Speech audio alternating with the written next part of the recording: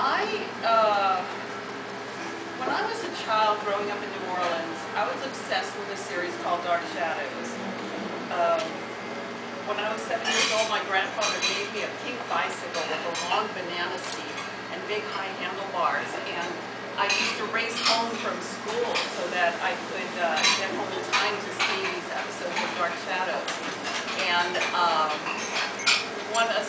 several of the characters were vampires, and I used to sit there terrified out of my mind, and I would watch it like this.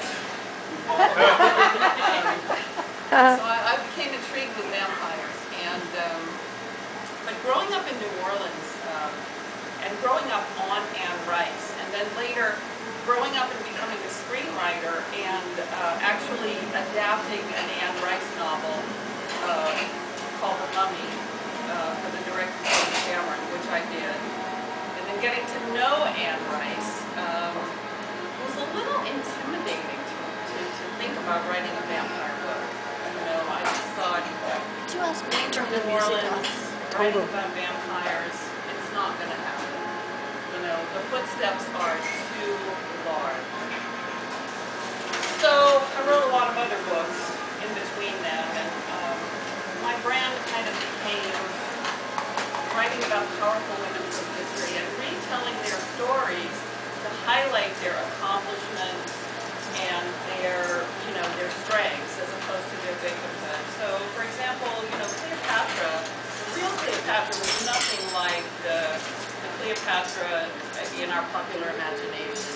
Cleopatra was not actually like Elizabeth Taylor. Although, I love Elizabeth Taylor and I respect her, but she just had nothing to do with Cleopatra, who spoke 10 languages and whose family had ruled Egypt for 250 years, and whose father had been Pharaoh, and who herself became the only woman who ever ruled Egypt alone, and who partnered with two of the most powerful men in the world. So that was the real Cleopatra.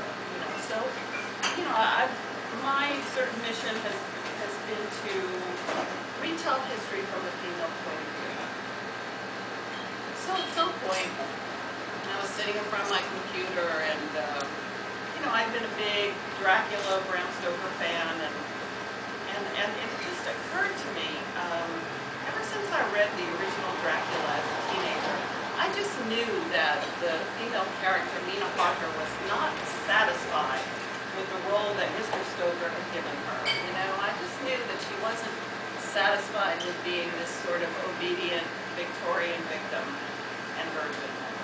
And so I thought, well, I can redo that. So that's what inspired me to write this book. And as I always do, I'm a research freak. I actually moved to London to write this book because I wanted to breathe in the atmosphere of Victorian England. And I moved into a neighborhood, got an apartment in an area that was actually developed in 1819, which is the year that this book takes place, Chelsea, Open Gardens, London.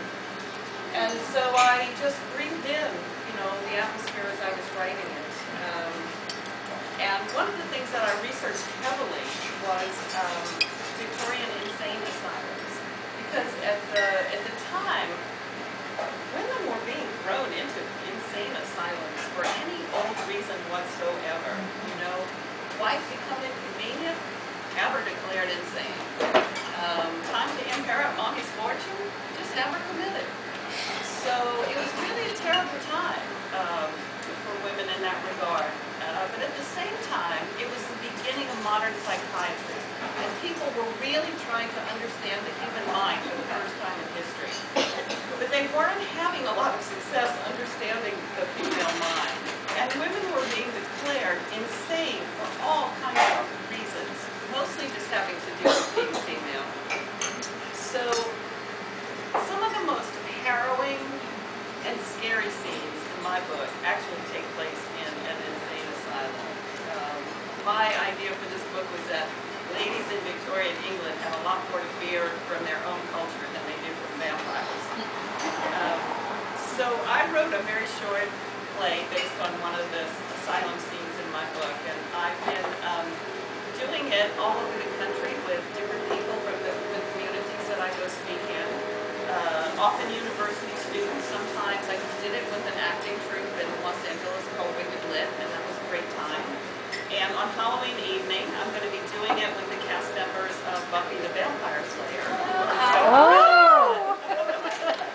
And for those of you who are fans of the movie The Notebook, after we do the play, Ryan Gosling's band is going to play. So anyway, this has been a lot of fun, and this evening, members of your own community have kindly offered to read this with me. So it would be, I see 8 of our students